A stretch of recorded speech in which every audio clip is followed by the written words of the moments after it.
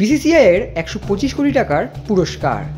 কোন ক্রিকেটার কত পাবেন চলুন জেনে নিই। সদ্য টি-20 বিশ্বকাপ জিতেছে টিম ইন্ডিয়া, আর সেই জয় উপলক্ষে বিসিসিআই গোটা দলের জন্য সর্বমোট 125 কোটি টাকার বিপুল আর্থিক পুরস্কারের ঘোষণা করেছে।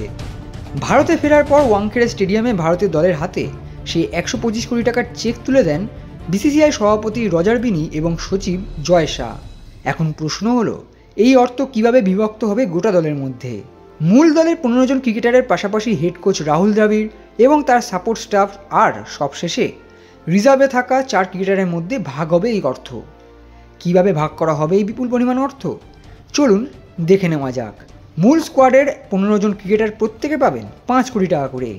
এর মধ্যে যেমন রয়েছেন বিরাট কোহলি, রোহিত শর্মা, হার্দিক পান্ডিয়ারা, তেমনই রয়েছেন একটিও ম্যাচ না খেলা যুজবেন্দ্র চাহাল, যশস্বী জয়সওয়াল এবং সঞ্জু স্যামসনরা।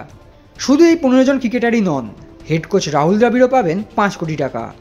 তবে তার সহকারী 3 কোচ অর্থাৎ batting coach Vikram Rathour, fielding coach T Dilip এবং বোলিং কোচ পরশ মামরে পাবেন 2.5 কোটি টাকা করে। এছাড়া বাকি যারা সাপোর্ট স্টাফ রয়েছেন তাদের মধ্যে 3 জন ফিজিও, 3 জন থ্রো রাউন্ড বিশেষজ্ঞ, 2 জন ম্যাসিওর এবং স্ট্রেংথ ও কন্ডিশনিং কোচ পাবেন 2 কোটি টাকা করে। আর সব শেষে রিজার্ভ দলের 4 ক্রিকেটার অর্থাৎ রিঙ্কু সিং, খালিল আহমেদ, শুভমান গিল এবং আবেশ খানকে 1 কোটি টাকা করে দেওয়া হবে। এদিকে একাধিক রিপোর্ট অনুযায়ী ভারতীয় নির্বাচক কমিটির 5 সদস্যকে 1 কোটি টাকা করে দেওয়া হবে। বাকি অর্থ ভিডিও বিশ্লেষক এবং দলের সাথে যাওয়া বোর্ডের আধিকারিকদের মধ্যে ভাগ করে দেওয়া হবে বলে শোনা গিয়েছে। Extra time.